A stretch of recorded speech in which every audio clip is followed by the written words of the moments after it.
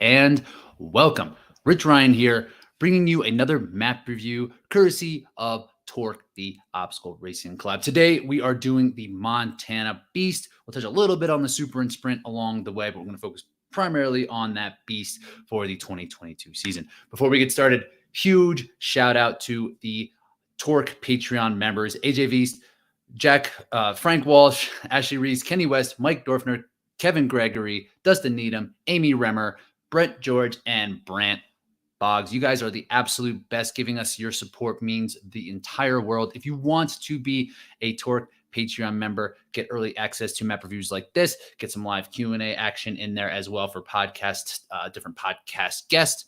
Make sure you check the link down below. All right, so here we go with that Montana map. So as we pull it up, from what I understand, this isn't too different than races in the past. So you're going to start uphill, and with the Beast course, it does look like it's going to be pretty sharp heading up. So from here, it looks like you bang a hard right turn, and then you start that climb almost right away. In typical Spartan fashion, you're going to have some overwalls and a barbed wire crawl pretty early, like right around mile 1, but it's almost a full mile of running here, which is atypical in a Spartan race where usually they'll throw some walls, some hay bales in there, like at least a half mile in.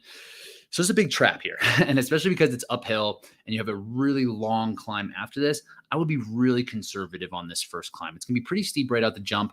So making sure that you're conserving and you're not getting it in over your head, getting yourself in oxygen debt, putting your heart rate way too high really early. So from that matter, make sure you warm up really well because it looks like it's going to be a hard grind to that first little bit. Once you get past the first couple of obstacles, which kind of dip down, which are going to be the overwalls and the barbed wire, and you're going to start heading up and you're going to go over a 7-foot wall. And then it's basically a massive climb. This whole first part is going to be this section here where it kind of climbs up. So you're going to have a massive climb from mile 1.5 to 2 through 3. You're going to kind of kick it down this way until you get toward the top. This isn't until right here. So you're going to crest the top of this first climb. And that's where you're going to hit armor, which is just that single, it's like a farmer's walk, single arm farmer's walk with the Atlas stone at the top. And then you're going to head into a water crossing.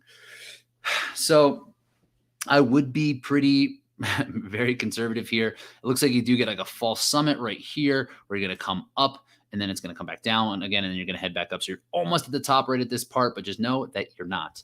In terms of the weather and what to wear, it looks like there's chances of rain these next upcoming days, Thursday and Friday, and potentially a little bit on Saturday. I don't know what rain in Big Fork looks like, if that's just going to be sprinkling, if they call for rain, if it's going to potentially rain for like a half an hour, or if it's going to be actual like rain. So I would be prepared with something to wear in the rain. And the weather is going to be pretty chilly. So it's looking like it's 30, like the low of 30 to 35 and a high in like the high 40s, I believe. So it's going to be cold, especially if you're starting. Personally, when it's wet and cold like that, I like to wear a windbreaker without anything underneath, like a really light windbreaker that doesn't hold that moisture. If you wear long sleeves and you get wet, it stays wet. And I mentioned that because at the top here, there is a water crossing. So they're going to put you in the water, so you're going to be soaked at the top of this climb. Luckily, it's just running. It's not a lot of like stopping. It's not like a big carry or anything. It's going to be slow, so you're going to be able to run right away. But if you are looking to wear long sleeves, I would go with a nylon windbreaker type.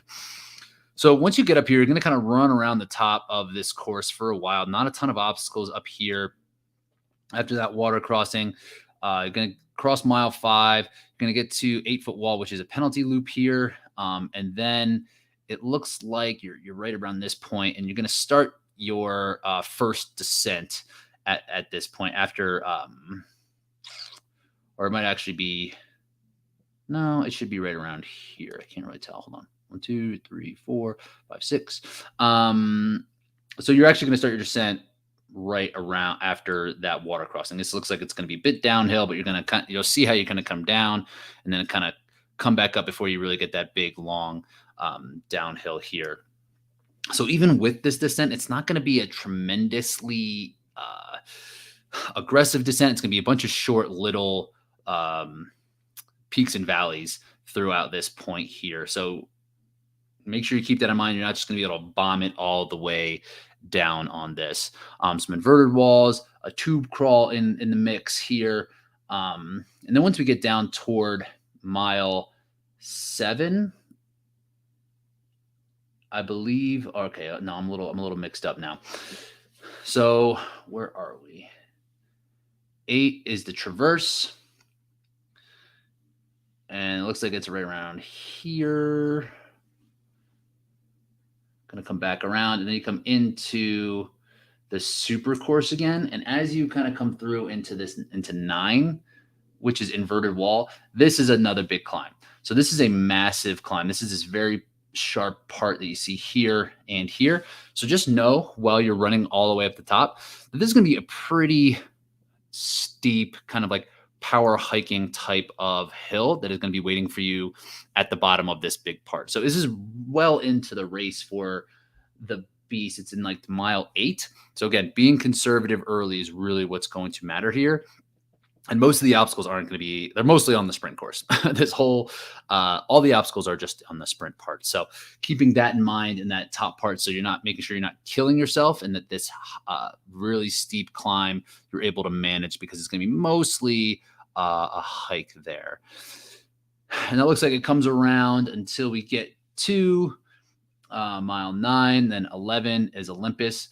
And Olympus looks like it is going to be, it's right here coming down. So this might be a downhill Olympus, which generally is going to be a bit better. So making sure you're knowing what line to pick, which side your strong side, and like you can kind of get through a little bit faster because now you have gravity on your side pushing you down that wall, as opposed to having being flat, really flexing the whole time, or even worse when it's going up and you're fighting against gravity. So this might be a downhill Olympus, which would be great. And if it's wet, it makes it easier to slide on your knees. I would probably go knees here, especially if it's downhill, just to kind of keep the speed going and just kind of fly through it. But penalty lap there.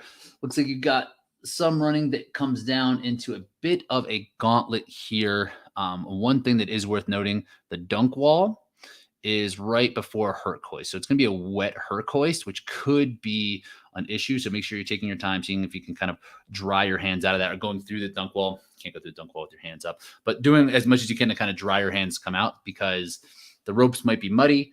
And if your hands are wet coming into the Herc hoist here. Then you have a bit of a time to run. Then you got box and beater, a couple penalty loop obstacles. 17 is Twister. So it's a little bit of a gauntlet here that you can kind of make up. Another thing worth noting, no carries yet. So all these carries are going to be at the back end of your race. As you come into mile 10, you cross into Twister, vertical cargo, a Z-wall, and multi-rig. So it's definitely a bit of a gauntlet here between miles 9 and 10.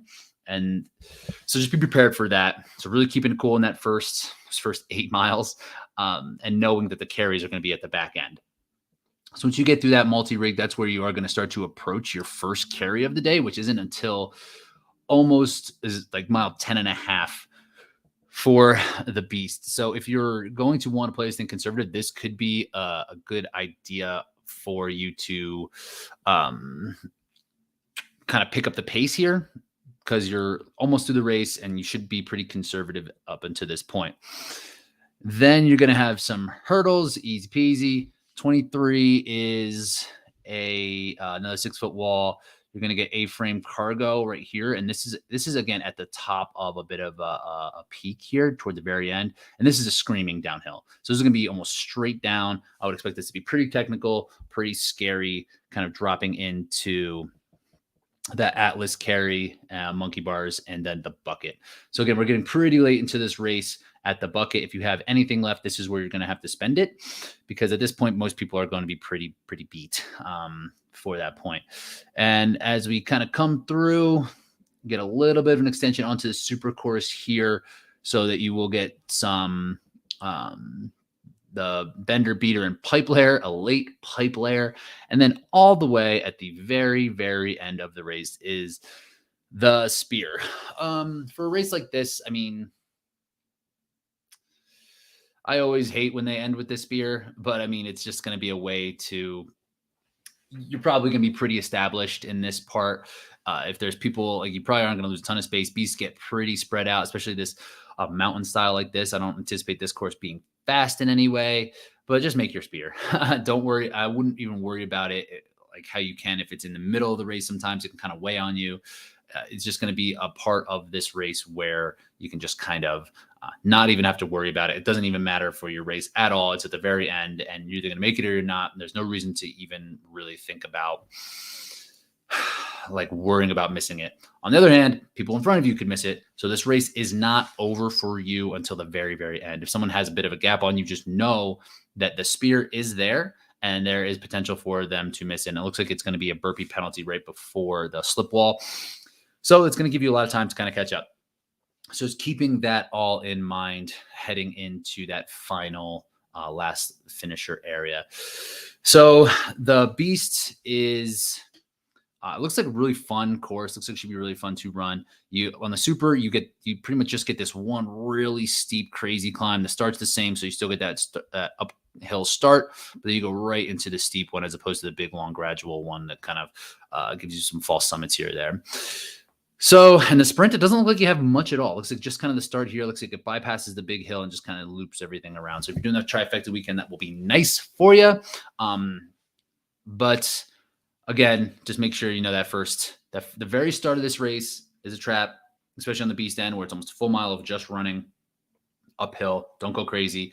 Manage yourself through the Beast loop at the top, making sure that you're doing not too much. This race really isn't going to start until either the super steep climb at what mile is this? Around mile 8, or when the carries start around mile 10.5. So if you are hitting this race, I hope you enjoy it. It looks fun. I think it should be a great course for you. Let us know what questions pop up. Again, if you are interested in supporting the athletes here at Torque, if you want more content like this, if this is helpful for you, make sure to take a look at our Patreon page so you can get early access to this and that you can support the athletes of OCR, helping us get to different races, helping us be able to support the newer and up-and-coming athletes who don't have much support in this area yet. Hit us with a like, hit us with a subscribe so you get all of the map reviews and the interview content directly to you. And that's it. All right. We'll talk to you soon.